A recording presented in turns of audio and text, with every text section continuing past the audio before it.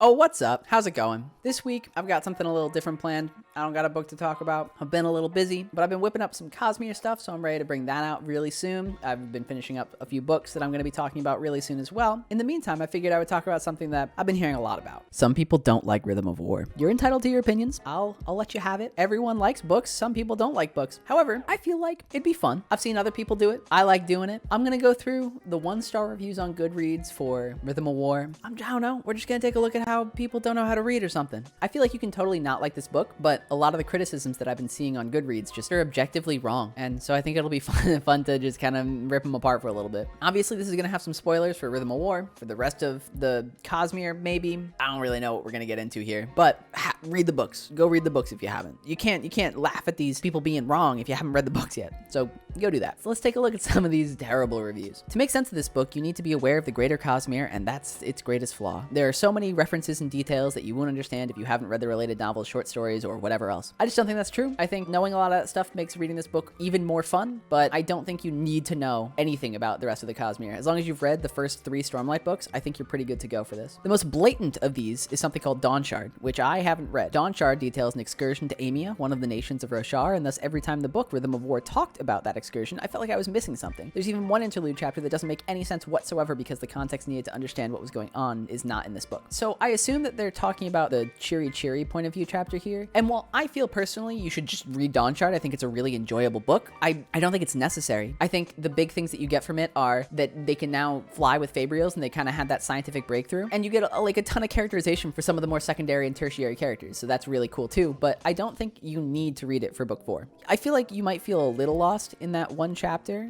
but knowing that that character went off and did something and now they're dealing with it is all you really need. It's setting up for something that happens later. Because what really happens in Dawnshard? Risen obtains the Dawnshard, they figure out how to fly, Cheery gets cured, kinda? That's kinda it. So to say that you need to read that book for this, I think that's a little much. To say it would enhance this reading, yeah, I would agree with that. But for it to be one interlude, if you go back to like Way of Kings, there are interlude chapters in there that feel completely confusing unless you've read something else. There's a whole entire interlude about world hoppers in the Pure Lake that doesn't matter at all. And so I don't think this is a fair criticism to say that you need to read everything else. I still think they're wrong there. The same goes for Warbreaker. More and more that book is necessary as a prequel to Stormlight Archive and not just another standalone story in the Cosmere. But I did read that one, so all the references made sense to me, which makes it a lot less jarring than Dawnshard. You don't need to read Warbreaker. You got 2 characters that are from Warbreaker in this book. You had another character that was from Warbreaker in the last book. So you have Azure, who is Vivenna. You have Vasher, who's playing the role of Zahel, the old man monk man. And then you got Nightblood. But all 3 of these characters don't impact the Stormlight Archive plot all too much, except for Nightblood. And we've been introduced to Nightblood in a way that we don't need to know about him in Warbreaker. Again, reading Warbreaker will enhance your knowledge of the Cosmere and therefore make all of these books that reference those books better. But I don't think that actually needing to know exactly what Nightblood is, which we still don't even know from Warbreaker, matters. Just because he was made on Nalthis and his first appearance was in Warbreaker, I don't think justifies that you need to read Warbreaker to understand what's going on here. The mystery of Nightblood was not solved in Warbreaker. The mystery of Nightblood still hasn't been solved in Stormlight. I expect we're going to get the solution in Stormlight rather than Warbreaker 2. Maybe not. I might be wrong there, but it really feels like Brandon has just kind of pivoted Nightblood into being a Stormlight character as compared to being a Warbreaker character. In terms of Zahel in this book, the fight with Kaladin, you need to know nothing about Warbreaker to see that fight and not be confused, in my opinion. Yes, he's using some magic that we've never seen before on Stormlight, but it's confusing to Kaladin as well. It's not like it's just confusing to the reader here and Kaladin's like, yes, awakening, I am aware of this. No, it's meant to be confusing. It's meant to be like, oh, there's more in this world that we don't understand. And for some of us who have read Warbreaker, we obviously know that Vasher can do that, and we just get to see him be really cool, which we haven't really seen in a while. So it's more of a gift to us than anything else. But you don't need to read Warbreaker to understand what Zahel is doing here. He's just doing magic that we haven't seen. Is that too hard for you? I don't know. I don't get it. This tactic of extra short stories and novellas outside of the main series is confusing at best, exploitative at worst. For the gamers among us, it's somewhat reminiscent of the EA DLC scheme where you sell you the missing parts of the story separately. It's not. It's a different story. Brandon Sanderson has said time and time again that you don't need to read them, and after reading some of these novellas, they're good, so you should read them, but you don't have to. They don't add information to the main plot of Stormlight. They don't tell you anything about how to beat Odium or anything like that. They're just there to build the world out. And these books are thousands of pages. These books are hundreds of thousands of words. If they need more world building because all of that was focused on core plot, then let them happen. There's the Stormlight Archive story that's breaking down in front of us in these 4 books, but the world of Roshar can be built out using other stories, other mediums. I don't think that's DLC in any way. Are you going to complain about the George R. R. Martin short stories that are found elsewhere that also take place on Westeros? That's just a brain dead take. I'm going to be real. A complete story should be a complete story. If things need to be repeated or included so the reader is up to speed, then that is what should be done. Not doing this is a fundamental mistake and something that I cannot overlook. Telling the story and expecting your reader to know things is a fundamental mistake. Okay, sure. They're long series, and to constantly be repeating yourself book after book is pretty exhausting as well. It seems like there's always this complaint where when someone repeats something that a reader knows, the readers get really annoyed and they're like, we know this already. Why do you got to keep saying it? And then when they don't do that and try to treat us like actual good people with a brain that can remember more than 5 minutes, it's also a bad mark on the book, because then I can't remember all these things. Pick a lane. There's also an entity that keeps being referred to in plural, which doesn't make sense as far as I can tell. I think they're talking about the sibling here. Let's talk about how that's problematic. A spren, so it already doesn't have a gender, and then it's a giant tower, and so their pronouns being they, them is problematic for you? What? I don't need to go into a they-them lecture here because it gets reiterated everywhere. Shakespeare used they-them. It's always been used. Why? I don't know. Why pick this fight? This is just dumb. I don't know. Get over yourself. Moral of the story, bad review. Get out of here. What's the next one? Give me the next hot take. My favorite author wrote this? So tough to believe. I found it very excruciatingly slow and tough to read, especially with the story jumping all over the place.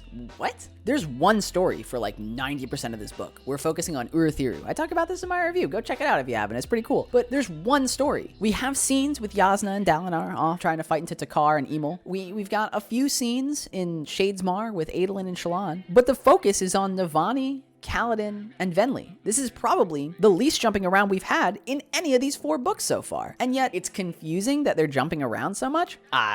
Bad take. 0 out of 10. It is hard to follow the storyline and stay interested given that the books are released a few years apart and how convoluted the plot is. I think there are too many characters that are hard to remember from the prior books. Maybe high fantasy just isn't for you. I don't think this is a reasonable take. If you made it to book 4 and this is now your problem, did you read all 3 books like pretty quickly before this? Books take a long time to write, and obviously when you have a big chunk of boy like this, there's gonna be a lot going on. I don't know what you expected. I think the fact that the author feels the need to issue FAQs and story clarifications separately from these books suggests the writing is hard to follow, not just for me. That's just not what those are. All those Q&As that he does, those are for the fans. Brandon Sanderson himself has said that he will go back on those things if he decides it's not good writing. To say that because the author wants to answer his readers' questions and give more insight into the book is a bad thing? What? I don't know. That makes no sense to me.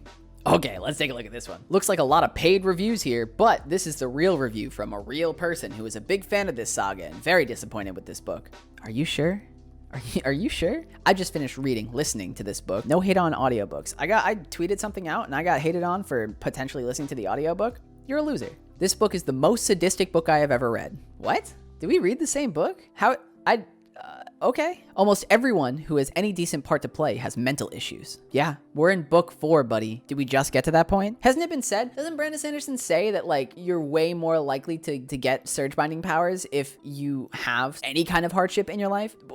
That's okay. Not a single person in this gigantic book is happy. Not one. Everyone is unhappy, and even the god is unhappy. Lopin's pretty happy. Lift is pretty happy. Kaladin's mom is pretty happy. We even get some happy scenes between Adolin and Shallan, which Brandon Sanderson specifically stated he wanted to make sure he was doing because of the more dark tone of this book. So to say no one's happy is... No human can be so unhappy and live life. To me, it seemed the author is a psycho and made everyone in the book similar to him. Okay. Some of the great characters are reduced to nothing. What? How are we going from all these characters have mental illnesses and they're not happy to these great characters were reduced to nothing? What characters are you talking about here? We got some great building up for Yasna, showing that she can't be perfect all the time. We got some challenges against Dalinar, showing that maybe one king ruling the entire world is not a good idea. We got pushback against Kaladin, thinking that he can actually just power through PTSD. We got Navani exploded with growth in this book. Moash got worse. And we even got more main characters in R'lain and Dabbid. So I don't think that's a take that can be made. Whole book keeps going into circles and very little progress is made to the actual storyline. There's nothing but progress. These guys should watch my reviews. I don't think there was a single chapter where when I was reading, I felt like, oh my God, please just figure this out and move on. We're getting constant Navani information with the science and the explanation of the magic magic system. We're getting Kaladin really working through his thoughts and trying to just push through it. You can't just solve it in a day. You can't solve it in a year. And he's trying to do it alone. Whatever. Okay, moving on. Authors decided to fill pages and so added interludes, which is super boring. We're in book 4, dude. The interlude, you get a consistent interlude in every single break for each part where you see one character that you don't get to see in the rest of the book from their point of view. This one was Taravangian, and that gave us an amazing amount of information and progress in the book. B, a lot of the interludes are meant to build the world because we are in the middle of a war. We can't really go looking at the chulls over off in grasslands for like an extended period of time. So giving us these interludes to be able to build the world is good. If you don't like world building and you want to just get to the other stuff, sure, just skip them. Go ahead. I skipped the Shallan flashbacks the first time through. Fight me. It goes on and on about several topics, so people keep talking and talking, but nothing comes out of it. What? There is nothing to cheer for good guys. Yeah, they kind of did lose this book. Huh, that's weird. It's like they've been winning and winning and winning, and then they realize, A, they're not really the good guys anymore, and then B, they need stakes. They can't just keep winning. Stakes have to happen to feel that tension of potentially bad things happening to them. Go read Kingkiller Chronicles if you want nothing but good things to happen. It's a lengthy crap of a book. It keeps going in circle, and the only thing that seems this book is doing is fill author and publisher's pockets. Sounds like you're going in circles there, my friend. Stay away from this book unless you want to feel sad and depressed. I can't say wrong about that. Bad take all the way until the end. Stay away from this book unless you want to feel sad and depressed. Long, boring, depressing, but I'm still going to read the next book in the series. That sounds like a 5-star review. Murphy Napier did not like this book, so I am giving this a 1-star book. Brandon Sanderson says stop writing books. Shut up. That message is so problematic. Okay, let's talk about this. If you brigade a book because a reviewer didn't like that book, you don't deserve to have an opinion ever again. I'm gonna be honest with you. If you just hear someone else's opinion and go just like shove that opinion out on other people, I think that's problematic. You should think for yourself. For me. Do it for me. Unbelievably bad. This can't be Sanderson. He must have used a ghost and something went wrong. Ooh, that'd be cool. Brandon Sanderson could talk to ghosts? This ends the series for me. This kills the crab. Whatever. Very disappointing. Sanderson's most sympathetic characters are those who maybe ought to be villains. The actual protagonists are deeply flawed, so much so that I kept hoping for them to be killed off. Kaladin doesn't have so much PTSD as he has chronic clinical depression mixed with a heaping of self-hated and loathing. Okay, so this brings us to this part of this video. I've read some hot takes that say that Kaladin should have died. Those people are garbage scum. Those people have no idea how mental illness works. Those people don't understand that it takes a lot of effort and work, and still you might be taking steps backwards because that's just how mental illness is. It's a hard effort that you have to put in to like deal with that kind of thing. And to say that Kaladin should have just killed himself at the end of this book makes absolutely no sense. It makes no sense from a narrative standpoint. It makes no sense from an in-world standpoint. It just doesn't make any sense. And for someone to come in here and be like, I don't think he actually has PTSD from all of the wars and all of the people he's seen killed, you're just a brain dead idiot and you don't know how to read. And you should probably get your reader's license taken away. His self-doubts have grown tiresome. I keep hoping for the listeners to the Fuse or somebody put him out of his misery. Exactly. You just predictable takes. Speaking of mentally ill, there's Shallan. Why is she in the series at all is a mystery to me. Why are these characters? Why are there characters in a book about characters? Sanderson can't write convincing female characters. I don't know. She reads like a person. I'm a person. I respect it. She definitely doesn't read like some of the token female characters in other high fantasy books. So I already a step ahead. Hey, women out there that are watching this video, if you think that Shallan seems unrealistic, say in the comments. I don't think so, but who am I? I'm just me. Shallan obviously has multiple personality disorder. A better writer would have just drowned her when the Ghostbloods boarded the ship.